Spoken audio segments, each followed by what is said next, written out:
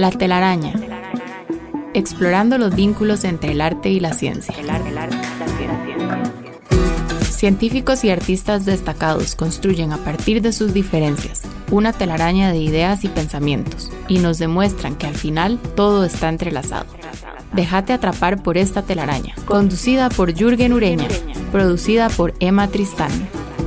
La telaraña, por Amplify Radio.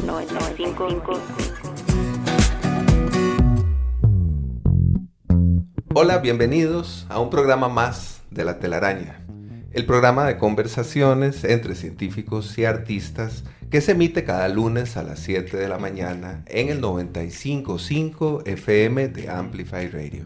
Soy Jürgen Ureña. Nuestro episodio de hoy está dedicado a los tucanes, una familia de aves piciformes muy amplia que alberga 6 géneros y 36 especies diferentes, cuya característica más distintiva es el extraordinario tamaño y la curiosa forma de su pico. Según National Geographic, la palabra tucán deriva de tucana, que es un término que procede de la lengua de los pueblos tupíes del Amazonas y del bosque atlántico sudamericano. Y este término hace referencia al sonido característico de estas aves, que parece en algunos casos al croar de las ranas, por ejemplo. Los tucanes son reconocidos por ser especialmente vistosos y también por ser especialmente escandalosos. Están distribuidos a lo largo de América tropical, desde México hasta Argentina. Su hábitat puede encontrarse tanto en las tierras bajas como en los bosques nubosos, a más de 3.000 metros sobre el nivel del mar. Se alimentan principalmente de semillas y frutos, aunque también son grandes depredadores y consumen insectos y otras presas como pequeñas lagartijas y pichones.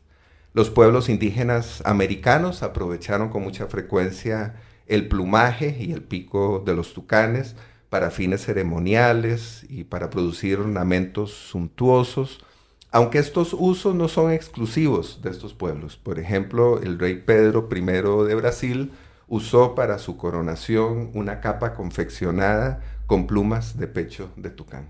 Así que vamos a hablar sobre estas aves hermosas, mitológicas de alguna manera. También hay muchísima, se ha elaborado muchísimo, digamos, alrededor de ellos, de los tucanes desde este lugar.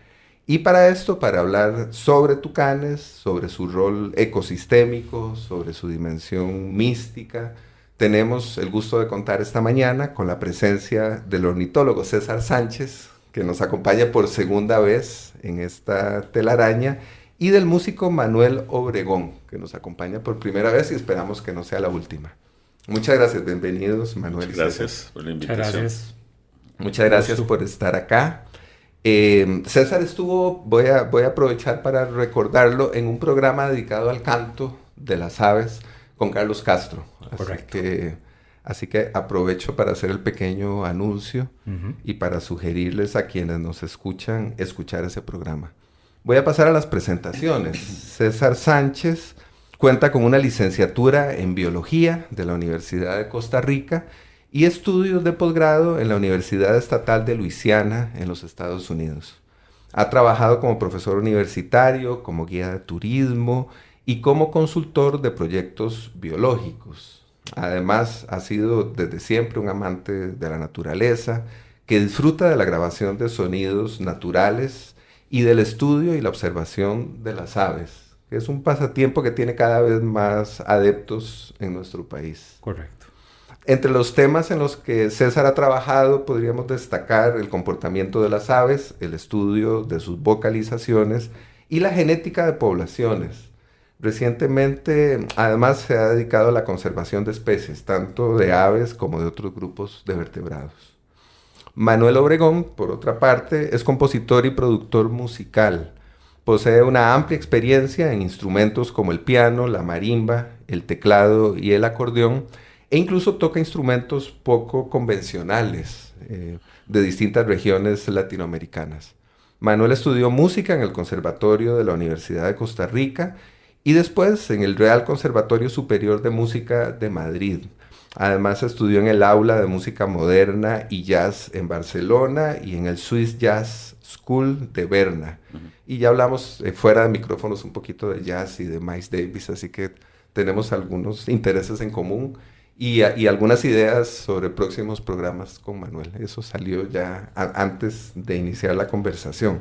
Manuel es autor de una amplia cantidad de discos, ha colaborado con grupos musicales como Afrocosmos, Cahuita, el Cuarteto Esporádico de Jazz, Gospel Caribe, la Orquesta de la Papaya y el grupo Malpaís, entre otros grupos. Además fue ministro de Cultura en el gobierno de Laura Chinchilla Miranda entre los años 2010 y 2014. Así que otra vez, muchísimas gracias por estar acá. Hablemos un poco sobre la forma, digamos, fascinante que presentan ante nuestros ojos los tucanes. Existen testimonios de exploradores y de naturalistas europeos que coinciden en que era imposible no quedarse perplejo ante el avistamiento de un tucán. Creo que es una buena puerta de entrada. Comencemos por la vista, por lo que vemos y por lo fascinante que nos resulta la observación de un tucán. Muy bien. Sí, tal vez los tucanes tienen características peculiares que los pueden hacer muy llamativos. Primero, son aves coloridas, muy coloridas. Algunos grupos, digamos, principalmente negro, pero con muchos otros colores como rojo, amarillo, anaranjado en su plumaje.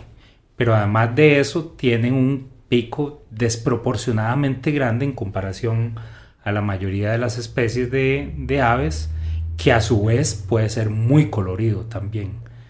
Y colorido a nuestros ojos, quién sabe si en luz ultravioleta tienen otros colores que no podemos percibir, que es algo interesante que no se ha estudiado. Es algo interesantísimo de analizar, por supuesto.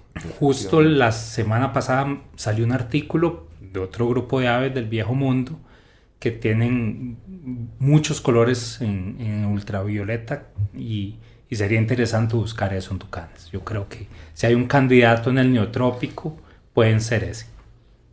Fantástico. Así es. Pues yo les voy a contar una cosa interesante que es mi primera visión de un tucán, que puede ser un poco extraña. Yo tenía como 7 años. Nosotros somos de Santana, que ahí pues se escucha siempre mucho la naturaleza, pero yo estaba con mis hermanos y varios amigos, dentro de los cuales estaba Fabián Bolio, que muchos años después, todos los niños que estábamos ahí ese día, por alguna razón nos acordamos de ese momento, porque estábamos en el jardín de nuestra casa en Santana, que es en el puro centro, y se perchó en un árbol un tucán luminoso. Era un tucán, una mezcla entre tucán y ser tal vez de otra dimensión o otro planeta, porque tenía el pecho con luces y el tucán también luminoso, se quedó ahí como viéndonos, ¿verdad? Y entonces a alguien se le ocurrió, vamos a llamar a los adultos, porque dice, no, nadie nos va a creer esto. Bueno, esa fue la visión de este gran tucán. Era un tucán muy grande, ¿verdad? Tal vez como 1,5 metros, ese pico luminoso, pero sobre todo el pecho con varios colores y luces que se encendían. Como un fuego, ¿verdad? Como un fuego que tenía ahí.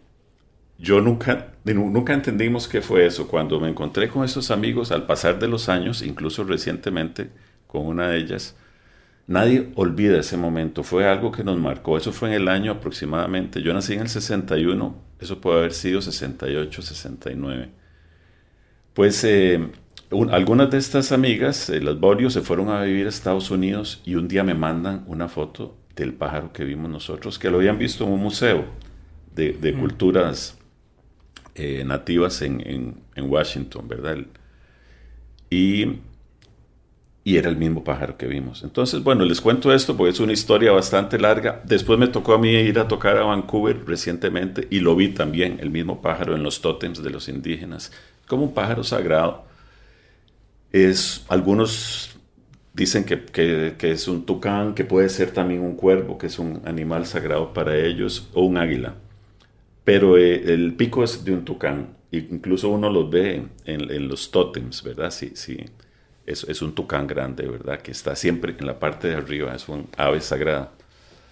Y pues es un ave mensajera. Entonces de ahí también el vínculo, pienso yo, de cómo en muchas culturas tradicionales al tucán, ¿verdad? Se le considera un ave sagrada. El mismo hecho de ponerlo tal vez para el rey en una capa puede significar protección, puede significar, ¿verdad?, sabiduría, depende el plumaje de cada animal que se usa, ¿verdad?, en las diferentes tradiciones, igual que el pico. Entonces, bueno, quería compartirles esa historia porque es muy interesante y a mí me sigue impresionando cómo desde tan niños esa presencia algo marcó en nuestras vidas y parece que existe en otras culturas. Tal vez alguien ha visto algo parecido, entonces ahí podemos esperar alguna retroalimentación de este tucán luminoso.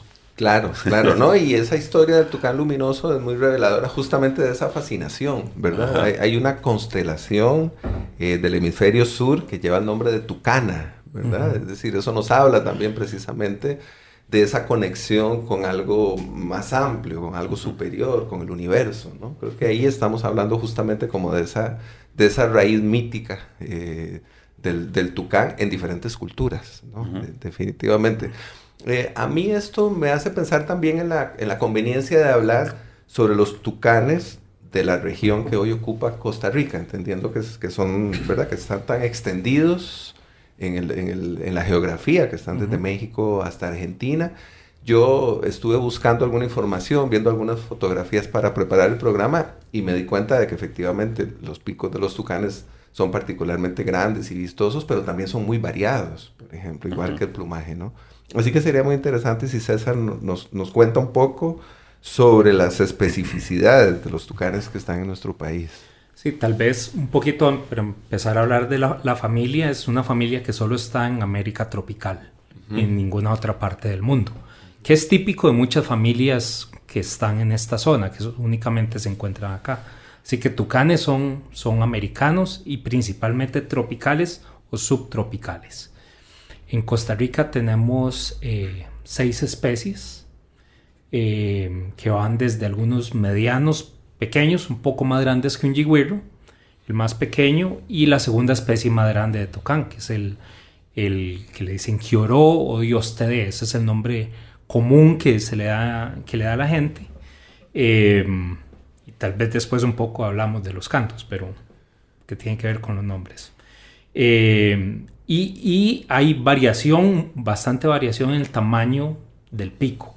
Algunas de las especies, especialmente del género Ramphastos, son los que tienen el pico más grande y a veces el pico es casi o sea, si uno mide todo el largo del pájaro, es casi la mitad del pájaro o hasta más. Pero sí hay variación entre machos y hembras. Machos suelen tener picos más largos que las hembras. Y el pico, a pesar de que es tan grande y fuerte, está constituido por básicamente una membrana de huesos por dentro. Entonces, un pico de un tucán es sumamente liviano. Muy, o sea, es impresionantemente liviano, a pesar de la fortaleza que tiene, porque lo utilizan para romper cosas, abrir semillas o frutos a veces. Y además de eso es cerrado, entonces pueden hasta cortar cosas con ese pico. Muy bien, fantástico. Muy filoso, ¿verdad? Y desafía como la ley de gravedad. Uno los ve volando y dice, ¿cómo puede volar con esa cosa tan grande adelante, ¿verdad? Y cómo se mueven. Es como toda una aparición, sí. Hay una variedad, ¿verdad? Que aquí le llaman los cusingos, que son estos más pequeñitos. Esos son tucanes también. Esos son tucanes, sí. Que a don Alexander Schuch, ¿verdad? Habla de ellos y de hecho le puso sí a su finca allá su finca, sí, a Alexander Schuch, uno de los primeros ornitólogos que trabajaron en Costa Rica, de las personas que probablemente en el mundo más han trabajado con historia natural de aves, radicado en Costa Rica creo que es del 39, y no recuerdo cuándo falleció, pero vivió prácticamente toda la vida acá. él tenía una visión o sea, un poco contrariada con los depredadores. Y los tucanes son depredadores. Siempre así, su finca le llamó los cusingos, que es una especie que es endémica al Pacífico sur de Costa Rica. Uh-huh. Va más o menos desde Carara hasta un poquito más allá de Punta Burica, en Panamá. Pero es una de las especies que tiene una distribución más pequeña en el mundo. Yo supongo que para muchas personas debe ser un poco contradictorio ese carácter vistoso, mágico, como hemos dicho, espectacular, con el carácter depredador del tucán, ¿verdad? Seguramente se hace ahí un pequeño cortocircuito en términos generales para mucha gente, que además los percibe con humor incluso, ¿no? Son con mucha frecuencia personajes humorísticos en dibujos animados, por ejemplo, ¿no? Uh-huh. Y pensar que ese animalito es depredador, si es un pequeño cortocircuito para un ornitólogo importante, ahora imagínense para muchas personas, ¿no? A mí me llama la atención una característica del trabajo de Manuel, y me atrevo a considerarlo una característica, que es su relación con la naturaleza, ¿no? Creo que hay una especie como de elemento que es común o está muy presente en mucha de tu música, por no decir en toda. Sería muy interesante que habláramos un poquito sobre eso. Sí, bueno, vivimos en un país tan maravilloso, ¿verdad? De poder escuchar esa cantidad de sonidos, lo hagamos de manera consciente o inconsciente, que todo eso va quedando de alguna manera, y a la hora de componer música yo me di cuenta que muchas de las melodías que yo estaba haciendo estaban ya inspiradas en canto de los yigüirros, ¿verdad? De diferentes pájaros, que es inevitable aquí no escuchar, ¿verdad? Los yigüirros cuando empieza a llover, los pericos en verano, o sea, son sonidos sumamente hermosos, ¿verdad? Y sugerentes, que nos marcan, yo pienso, incluso desde la primera infancia o incluso desde antes de nacer, estamos escuchando esa música natural de Costa Rica, aunque vivamos en un ambiente urbano. Entonces yo crecí de esa manera, como les dije antes, soy de Santana, toda mi infancia fue ahí, pero en esa época Santana era pues una zona rural, ¿verdad? Con muchísima naturaleza y sonidos. Entonces creo que de ahí viene el primer diálogo, y yo en el piano desde pequeño, digamos, dialogaba ya con esos sonidos. Entonces empezaba a improvisar con diferentes especies, digamos, de pájaros, o a veces con el viento, con la lluvia, con ritmos ¿verdad? que escuchaba. Pero digamos que ya empiezo a entender un poco más. Cuando me fui a estudiar a Europa, empecé a componer mi propia música, y ya mucha venía inspirada en esos cantos, ¿verdad? Que está en mi primer disco también, y que se llama Piano Solo. Y entonces regreso a Costa Rica en el año 90, y me invitan al Festival de Monteverde, ¿verdad? Que era muy bonito los conciertos al atardecer ahí con esa cantidad de pájaros. Y de ahí los conciertos míos, la verdad es que era una improvisación con los animales que llegaban en ese momento. A veces eran los congos, a veces eran los pájaros. Entonces de ahí surge la iniciativa de grabar este disco de Simbiosis, acompañado con varios, ¿verdad? También ornitólogos de la zona, gente que sabía, científicos y técnicos y todo. Pero ese disco como que, digamos, si bien empezó como un experimento, sí se consolida como algo que también era una necesidad. Es un disco como que tiene un balance interesante, y los protagonistas realmente no es la música, sino los sonidos naturales. Yo los voy como acompañando solamente. Creo que esa forma o ese acercamiento como delicado a dialogar verdaderamente, de todas las horas que grabamos en Monteverde, escogimos los mejores momentos, que es el diálogo real entre los sonidos naturales que están pasando ahí y la música que se daba. Y para mí pues fue toda una lección, como te decía antes también, de cómo aprender a escuchar, pero también cómo los animales en general y la naturaleza agradecen la música como el lenguaje. O sea, no les asusta. Al principio estábamos como con miedo que se fueran a espantar y todo lo contrario, más bien los atraen. Entonces, pues pienso que ha sido, ¿verdad? En la obra esa relación, digamos, de música, naturaleza y también pues con las culturas después de cada una de las regiones de Costa Rica y de América que trabajé, creo que se dio de una manera natural y lo sigo haciendo, ¿verdad? Es como algo que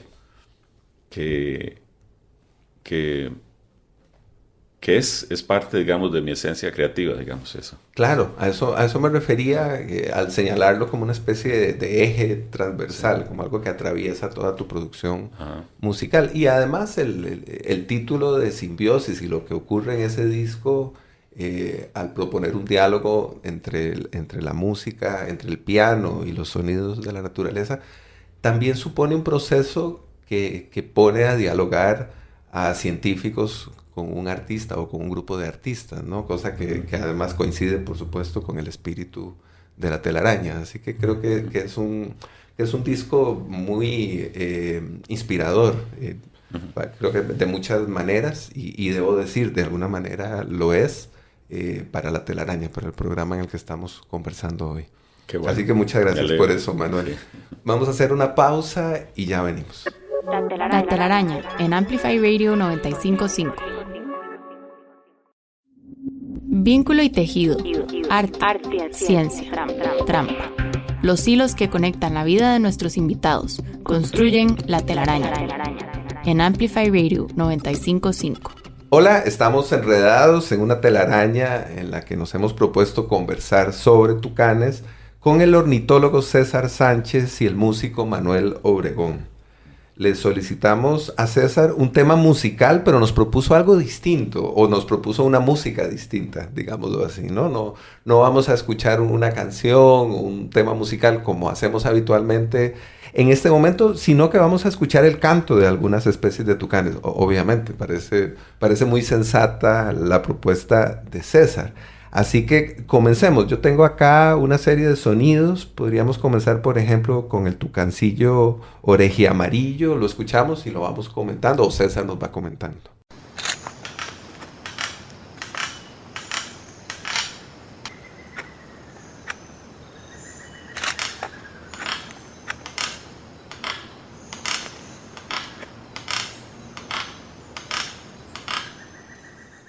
Gracias, Jürgen. Sí, esta es como se escucha, es un canto relativamente fuerte, que es algo típico de la gran mayoría de las especies de tucanes, que tienen sonidos o vocalizaciones muy fuertes. Además suelen cantar muchas veces desde el dosel y subdosel, que les permite que esos sonidos se transmitan a distancias bastante largas. En general los cantos de los tucanes son sencillos, son como desde tipo de graznidos, si lo podemos llamar de alguna manera, algunos silbidos en otras especies.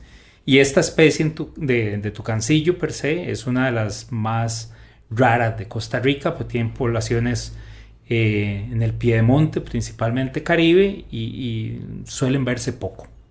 Y el propósito general de estos cantos es el apareamiento, la comunicación relacionada con el alimento. ¿Cuáles serían las características generales, si es posible plantearlo así? Existe poco conocimiento y poco estudio en general de si existen diferentes tipos de vocalizaciones para diferentes comportamientos, por decirlo así. Sí es muy típico que algunas de las especies más grandes, por ejemplo, que vamos a escuchar ahora, suelen cantar en dúos o a veces en grupos grandes. Yo he llegado a escuchar a veces 6, 7 tucanes, inclusive un poco más, cantando juntos a la vez, inclusive 2 especies al unísono. ¿Qué se están comunicando? Por ponerlo en palabras antropogénicas es complicado, y tratar de probar eso científicamente es muy difícil. Además, la diversidad de vocalizaciones no es muy grande dentro de las especies, pero igual se ha estudiado relativamente poco para la gran mayoría de tucanes. Muy bien, de esta lista que tenemos acá, ¿qué especie te gustaría escuchar o por dónde te gustaría seguir? Tal vez el tucán picoiris.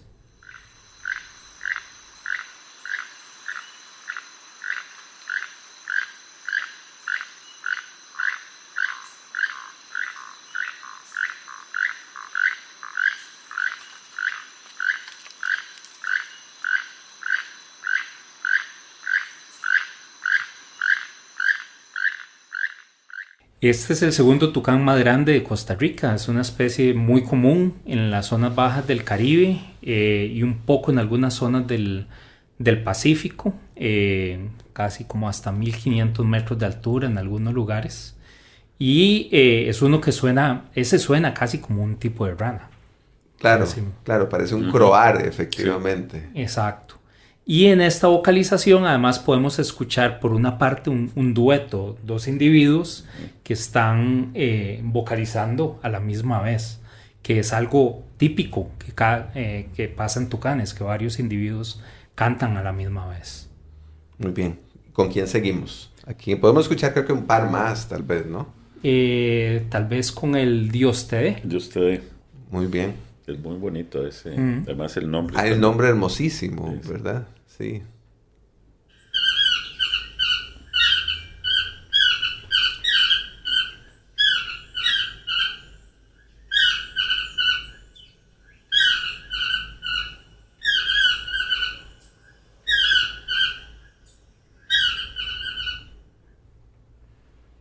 Primero hablar un poco del nombre, y es que como los tucanes tienen este tipo de sonidos y cantan fuerte, diferentes personas utilizan los sonidos para ponerles el nombre según cómo suena. Entonces parte de esta vocalización uno puede imaginarse la diciendo como Dios te dé o Curré también, que son dos de los nombres comunes que tiene justo esta especie. Dios te dé o Dios Curré.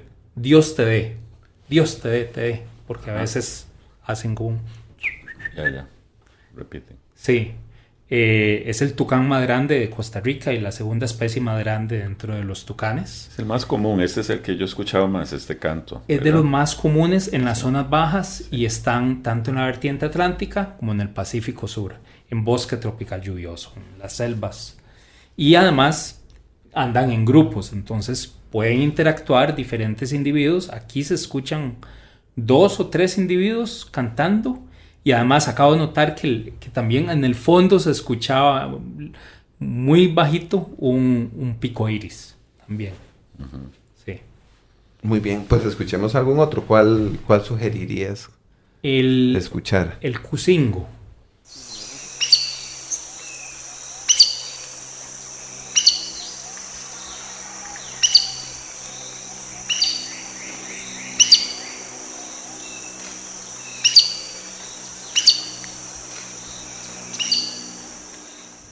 Y esa es la vocalización principal que hace esa especie. Es básicamente un silbido muy corto, muy sencillo. A veces hacen algunos otros granidos, por ejemplo, en llamados de alarma, que recuerdan como algunos de los otros tucanes que escuchamos. Esta especie, por ejemplo, yo he escuchado a los bribris que les dicen pití. Y de nuevo, un nombre onomatopéyico. Claro. Pero sí, es un nombre es un sonido muy sencillo. ¿Y qué hacen con esos sonidos? Se comunican vocalmente. ¿Qué implica? Es otra cosa. Pero ellos entienden. Sí, hay algo sobre el enigma que me llama la atención, sobre esa imposibilidad de decodificar completamente esos sonidos, o de comenzar a decodificar y entender. Que asocio con el hecho de que en buena medida los tucanes permanecen ocultos a nuestros ojos, ¿verdad? Que una de las características tal vez más interesantes de los tucanes es que a pesar de ser tan vistosos, ¿verdad? De ser tan llamativos, se pasan buena parte de su vida habitando en los agujeros de los troncos. Así que creo que también hay algo ahí interesante, es Es ese animal fantástico, esa ave mitológica, que lo es precisamente porque en muchas ocasiones o durante mucho tiempo está oculto. Eso es muy interesante, sí, yo lo estaba relacionando también con esta deidad de los mayas, que es la serpiente emplumada, que básicamente es una serpiente voladora, ¿verdad? Con plumas, pero es una deidad muy antigua y que tiene esa dualidad también, ¿verdad? Se le vincula con el rey del sol, ¿verdad? Con Venus también, pero ella se nutre del submundo, ¿verdad? Entonces pasa como la mitad del tiempo allá también, ¿verdad? Porque tienen dentro de esa cosmogonía, ¿verdad? Que de los aztecas también, de los mayas, porque es una de las deidades más interesantes, Quetzalcóatl, ¿verdad? Claro. Y que llega hasta aquí realmente, hasta Guanacaste casi con los olmecas y los chorotegas. Los chorotegas, sí. Pero lo bonito es que también me parece que es eso, ¿verdad? Como que pueden tener esa dualidad entre la luz, el color y la oscuridad y la forma de nutrirse también de eso, ¿verdad? De manera que la oscuridad también puede contener toda la luz. Esa es una cosa hermosa. Exacto, muy metafórica, muy significativa. Sí, tal vez para retomar eso un poquito de la oscuridad, es que los tucanes, ellos anidan generalmente en huecos o cavernas en troncos. Muchas veces son huecos o nidos abandonados de carpinteros, o un hueco que se hace naturalmente, e inclusive algunos utilizan pequeños huecos como en barrancos donde pueden dormir. Entonces anidan ahí y además suelen dormir en este tipo de huecos. Entonces especies, por ejemplo, los cusingos, que son bastante sociales, se meten en un hueco, un tronco para dormir, y no uno o dos individuos. Lo máximo que yo conté una vez fueron 11 en un huequito que era increíble ver por dónde pasaban. Es como si fueran casi de hule para poder meterse por ahí, y quién sabe cómo era el tronco por dentro, ¿verdad? Para poder meterse, y cómo se organizarán ahí para poder pasar ahí la noche. Y durante la época reproductiva, muchos de estos dormitorios se vuelven nido de una pareja. Y esa pareja es la única y principalmente la hembra la que se encarga de incubar. El macho y algunos de los otros que llegan a dormir ayudan a traer comida también, que es un comportamiento súper interesante de unas muy pocas aves tropicales, donde tienen ayudantes durante la época reproductiva. Entonces, ¿por qué? Porque probablemente es difícil tratar de conseguir suficiente comida para los pichones. Entonces, pero bueno, entonces gran parte de eso es en la oscuridad dentro de un tronco. Fascinante que establecen esos vínculos de comunidad y de convivencia más allá de la familia biológica, ¿verdad? Sí. Eso es lo que estás comentando, ¿no? Sí, se cree que muchos de esos individuos son individuos relacionados, como pichones anteriores, tal vez un tío o algo así. Por ahí. Es una familia expandida. Exacto. Sí. Qué bueno. Y tenía una pregunta que ¿qué depredadores tienen? Yo tenía exactamente la misma pregunta. Porque ellos son depredadores, pero no sé cuáles serán. O qué amenazas, ¿qué los amenazan a ellos, tanto dentro de la dinámica de depredación como de otras, ¿no? Sí, naturalmente, bueno, tiene que ser, digamos, un depredador de tamaño grande o mediano, porque la mayoría de los tucanes son relativamente grandes o medianos, ¿verdad? Mucho más grandes que un jigüiro o un comemaíz, por ejemplo. Pero hay, por ejemplo, hay una especie de halcón de monte que se llama halcón de monte collarejo. Es uno de los principales depredadores de tucanes, que es casi del mismo tamaño de los tucanes. Es impresionante que logran atraparlos. Algunas otras especies de aguiluchos o gavilanes grandes van a tratar de atrapar los adultos, Pero los juveniles sí van a ser, o sea, casi cualquier gavilán o culebra que puedan, van a tratar de atraparlos. Culebras, yo he visto culebras tratando de atrapar tucanes, pero también he visto los tucanes volviéndose y atacando una culebra, y si la culebra no se despierta, la pueden atacar, la pueden matar y se la van a comer. Especialmente entre un grupo de 4, 5, 6 individuos que a veces generalmente andan en grupo. Bueno, yo sospecho también que los seres humanos estamos ahí en la línea de los depredadores, ¿no? Sí. Pensando especialmente en lo que mencionábamos sobre los picos y el plumaje que se utilizan o se han utilizado en actos ceremoniales, que han sido muy importantes dentro de esta dimensión mágica o simbólica, pues muy probablemente hemos estado ahí en la primera línea, ¿no? Entre los depredadores de tucanes. Hagamos una pausa y ya volvemos. La telaraña en Amplify Radio. La telaraña. Científicos, artistas, humanos, descubriendo lo que nos separa, lo que nos une. La telaraña en Amplify Radio 95.5. Hola, seguimos enredados en una telaraña en la que estamos conversando sobre tucanes con el músico Manuel Obregón y el ornitólogo César Sánchez. Hace unos minutos escuchamos una serie de cantos de tucanes por sugerencia de César, y ahora Manuel nos propone escuchar un fragmento de una obra propia, de una obra suya, titulada precisamente Tucanes. Escuchemos y al regreso lo comentamos.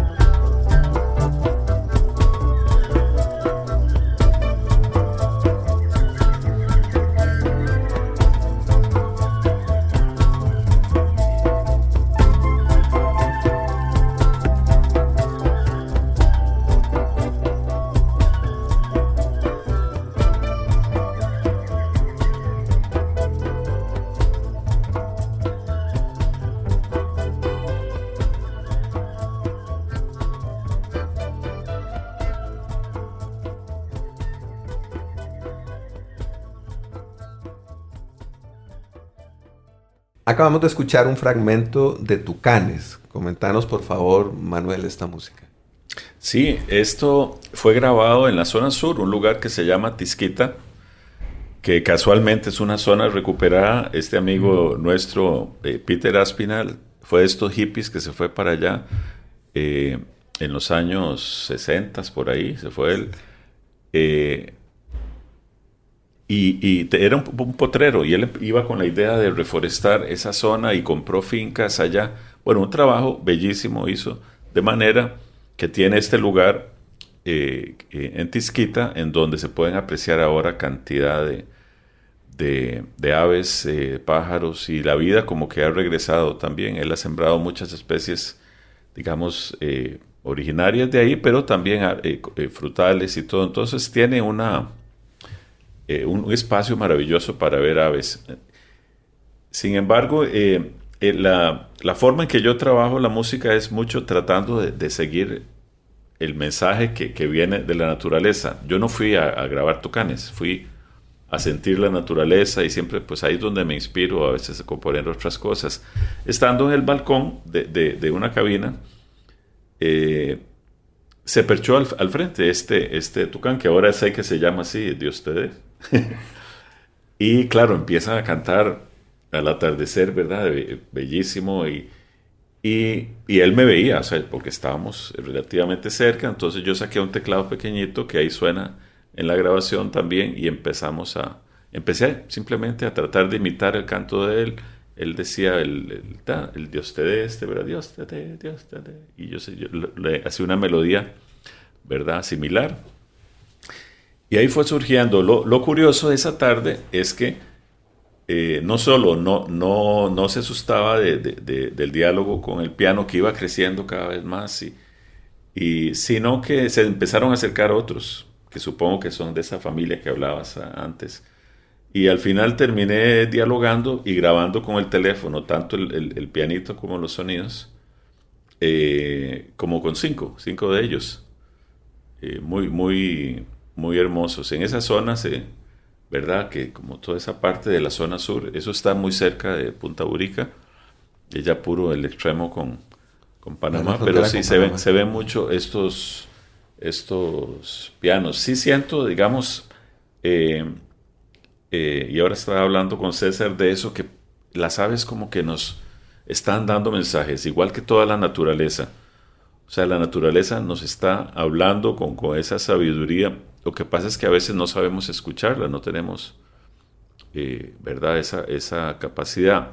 El lenguaje musical para mí tiene ese poder, ¿verdad?, de generar comunicación a otro nivel. Es un lenguaje para mí superior, no necesariamente entendiendo todos los códigos, pero sí cada ritmo, cada sonido, cada frecuencia en la naturaleza tiene un sentido, que es lo que yo llamo el paisaje sonoro, ¿verdad? Es un paisaje que incluso con pocas cosas que cambien, si corta un árbol o dos, ese paisaje sonoro también cambia, ¿verdad? Es muy, muy frágil también, pero esa fue la experiencia con esta grabación que escuchamos, que se llama Tucanes, y está dentro de una... yo le llamo El Camino del Jaguar. Es un álbum nuevo que está saliendo ahora, un tema, hoy acaba de salir otro, de vuelos. Pero bueno, el tema ese que está todo vinculado con naturaleza, el camino del jaguar como el animal también sagrado que nos inspira, y hay mucha canto de la naturaleza, agua de los montes, hay mucha cosa en si quieren escuchar después, lo pueden buscar así como el camino del jaguar. Está en todas las plataformas de streaming de música, ¿verdad? En Spotify, iTunes, en YouTube, todo esto. Fantástico, fantástico. Ahí lo pueden buscar con mi nombre, Manuel Obregón, y el camino del jaguar se llama, el Journey. Bueno, pues ahí les queda música entonces también para estos días.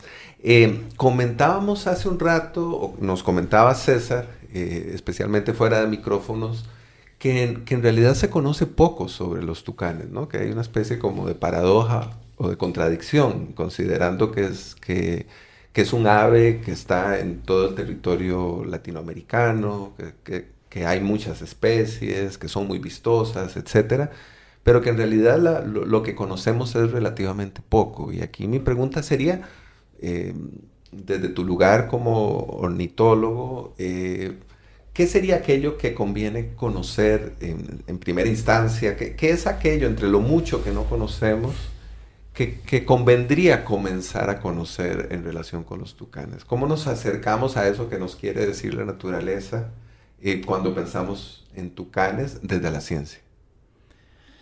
Bueno, tal vez pensar un poco en qué se sabe. Y de lo que se sabe y tal vez se ha estudiado un poco más es sobre la dieta de los tucanes, que de hecho probablemente está relacionado con algo que se pensó que está relacionado con la evolución de la forma del pico, que las primeras hipótesis desde los primeros naturalistas mencionaban que esa forma del pico era principalmente para tomar frutos, para comer frutos. Y generalmente los tucanes agarran fruto con el pico, dependiendo del tamaño del fruto, y se lo tragan entero, o a veces pueden cortar un poco en partes para tragárselo. Por ejemplo, en comederos de aves llega un tucán y parte un banano a la mitad y se traga medio banano. Pero si es un fruto de qué sé yo, de un aguacate silvestre o de una palma, se tragan todo el frutito completo, y a veces, si las semillas son pequeñas, pasan por todo el tracto digestivo, o si no, regurgitan la semilla. Entonces son importantes también en recuperación de zonas degradadas, porque ellos ayudan a dispersar semillas, y eso es bien conocido. Ahora sabemos que el pico básicamente probablemente no evolucionó para eso. Tiene otras funciones, desde ayudarles a cazar, conseguir otros tipos de comida, pelear entre ellos, pero también en termorregulación. Ellos pueden perder gran parte del calor corporal a través del pico. Pero eso es de las cosas que más se han estudiado, pero hay pocos inclusive trabajos ver para qué más puede funcionar el pico. Hay unos cuantos trabajos interesantes que nos han ayudado a entender la evolución, principalmente relacionados a trabajos de genética de poblaciones, y en términos de reproducción sabemos un poco, pero es difícil de estudiar porque están metidos dentro de un hueco. Entonces lo que podemos ver es lo que está por fuera, ¿verdad? Ya existe la tecnología, como tratar de poner una camarita o algo así para ver qué está pasando ahí adentro. Pero otras cosas, como por ejemplo el tamaño de territorio, no sabemos bien. La relación entre esos grupos que andan cantando juntos tampoco lo sabemos. Pero tampoco es tan fácil hacerlo, porque tendrías que atrapar individuos, marcarlos, ojalá ponerles algún tipo de radio collar o transmisor satelital para entender muchas de estas preguntas, ¿verdad?, que faltan por comprender. Entonces, y eso es caro, especialmente cuando estamos pensando que ese tipo de ciencia a nivel de países latinoamericanos cuesta conseguir el dinero para los hacerlo. Recursos para eso, porque es interesante pensando en especies grandes o mucho más grandes como las ballenas, que en este momento tenemos monitoreos de recorridos de grandes distancias, tenemos registros del canto, los cantos de las ballenas, pero además estudios sobre los cantos. Es decir, lo que pienso en este momento es por qué algunas especies son mucho más favorecidas o son más favorables para la investigación científica que otras, como esta que está tan extendida. Sí, ahora antes de iniciar el programa estuvimos conversando César y yo sobre un libro que yo me leí hace poco, que me llegó a mis manos, me lo dio un amigo y a él también se lo dio otro amigo, el mismo libro, que es... El mismo libro, pero no el mismo amigo. No el mismo amigo, creo yo, eso no lo hemos hablado. Y se llama El ingenio de los pájaros, es de una escritora que se llama Jennifer Ackerman.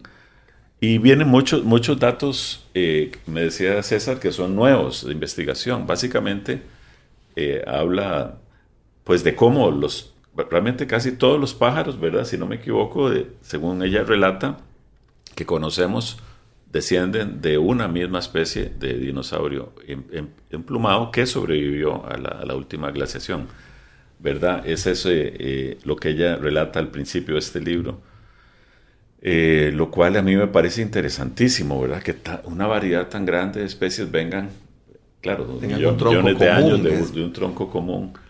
Pero además habla de cómo evolucionaron, porque a veces, ¿te acordás la expresión esa de que se habla de que una persona que no era muy inteligente se le decía cabeza de chorlito? ¿Verdad? Que era como lo peor que uno podía pensar es que era una persona tonta, pues era que vincular con la inteligencia de un pájaro, y es todo lo contrario, son seres sumamente inteligentes. Lo que pasa es que todo lo vemos desde nuestra visión, ¿verdad?, antropocéntrica, de que un cerebro grande es mejor. Y ellos lo que hicieron fue, en la evolución, según ella relata, reducir el tamaño del cerebro para poder volar y sobrevivir, pero sin perder ¿verdad?, su concentración neuronal y todo eso. En fin, es una cosa científica que yo no entiendo tanto, pero son sumamente inteligentes en la utilización de herramientas, ¿verdad?, de aprendizajes nuevos. Hay algunas especies más que otras, ¿verdad? Ahí hablan de las urracas, los diferentes tipos de loras, silapas y pericos para hablar, que pueden, ¿verdad?, desarrollar cualidades para esconder cosas. Tienen una memoria impresionante de los pájaros. En fin, cuento esto porque sí es algo que, al igual que en todos los campos, ¿verdad?, la ciencia y la tecnología pues se están uniendo para entender mejor, ¿verdad?, creo yo, hacia dónde nos lleva todo este conocimiento. Sin embargo, aunque no lo entendamos, ¿verdad?, siempre es sanador y es algo que yo siempre recomiendo y lo hago cada vez que puedo. Simplemente estar en la naturaleza y escuchar los sonidos, ¿verdad? Claro, claro. Abandonarse a la música de los pájaros, ¿no? Exacto. Dejarse llevar por esa música. Gran consejo. Dejémoslo como cierre de este bloque. Okay. Hagamos una pausa y ya venimos a nuestro último bloque de conversación. La telaraña en Amplify Radio 95.5. Vínculo y tejido, arte, ciencia, trampa. Los hilos que conectan la vida de nuestros invitados construyen la telaraña en Amplify Radio 95.5. Hola, bienvenidos al último bloque de una telaraña en la que hemos conversado sobre tucanes y algunos otros temas con el ornitólogo César Sánchez y el músico Manuel Obregón. Nuestro invitado ausente de hoy es el músico de origen catalán Pau Casals, que nació en el Vendrell en 1876 y murió en San Juan, Puerto Rico, en 1973. Casals es considerado uno de los músicos más influyentes del siglo XX. Se destacó como violonchelista, director de orquesta, compositor, humanista y además como firme defensor de la libertad y la democracia. Dentro del fecundo y diverso universo musical de Casals, se destaca su versión de un tema tradicional catalán titulado El canto de los pájaros. Y a propósito de este tema, en alguna ocasión Casals comentó: cuando yo estaba en el exilio, después de la guerra civil, a menudo terminaba mis conciertos y festivales con una vieja canción popular catalana que es realmente un villancico navideño. Se titula El canto de los pájaros y desde entonces la melodía ha llegado a ser la canción de los refugiados españoles llenos de nostalgia. Así que yo les propongo que como tercer tema musical de nuestro programa de hoy, escuchemos El canto de los pájaros de Pau Casals.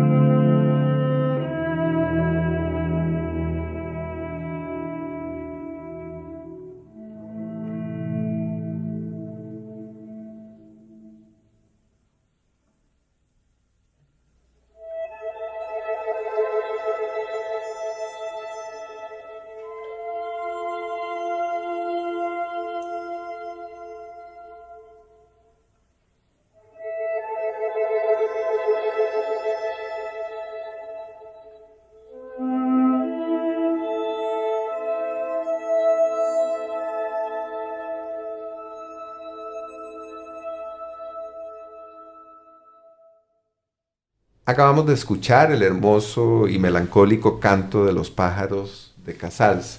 ¿Qué les gustaría comentarnos sobre esto que acabamos de escuchar? Bueno, a mí me sugiere, ¿verdad? Con ese mismo canto que a veces escuchamos, ese lamento, porque el canto de los tucanes también es como un lamento, uno lo escucha así en la selva perdida, con ese eco que ellos mismos hacen. Pero sí me parece muy interesante la escogencia de ese tema musical, ¿verdad? Que es un llamado también en ese caso a los españoles que estaban en el exilio, a la gente perseguida, como pueden ser perseguidos ahora también los pájaros, ¿verdad? Y como pueden ser nosotros. Perseguidos, también, o perseguidas tantas personas en este momento, sí. Así que, bueno, eso es lo que a mí me sugirió. Un dato nuevo para mí es que esa pieza era un villancico, porque los villancicos, la gente cree que son exclusivos de Navidad, pero el villancico son las canciones que cantaban los villanos.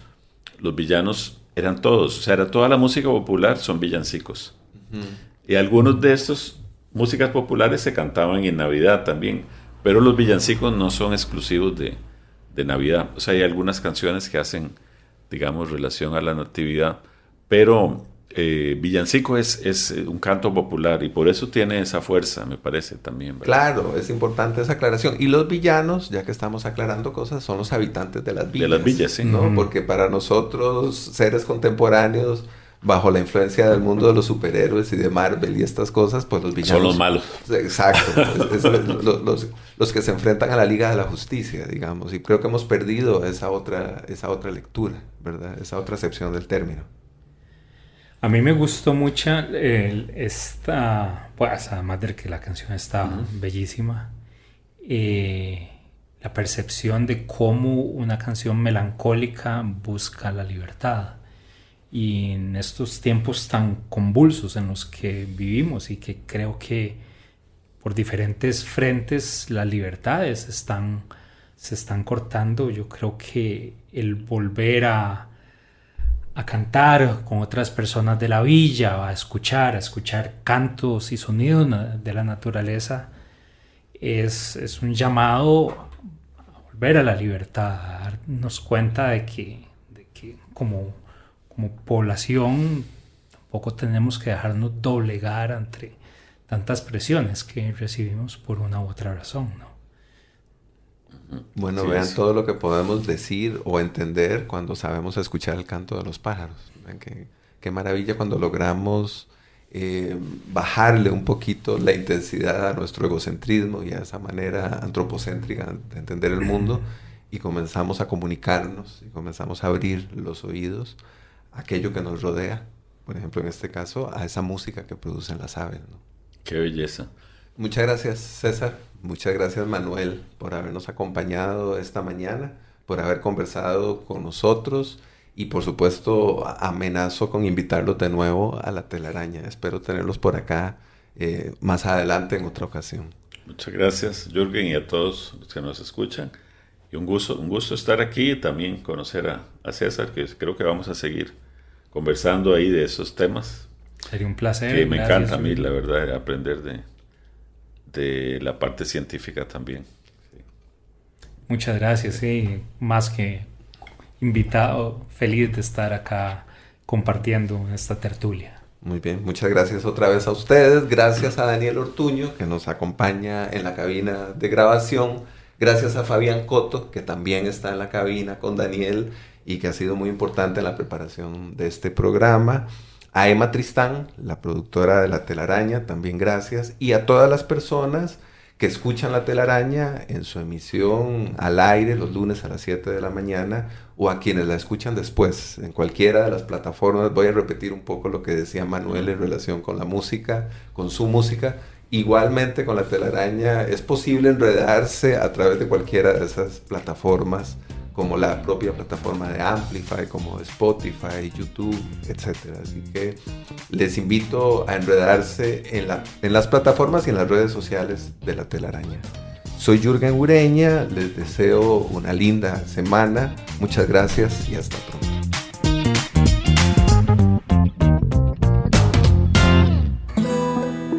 La explorando los vínculos entre el arte y la ciencia.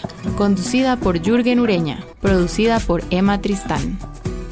Déjate atrapar el próximo lunes a las 7 de la mañana por La Telaraña. Un proyecto de la Fundación Huellas del Cambio en Amplify Radio 95.5.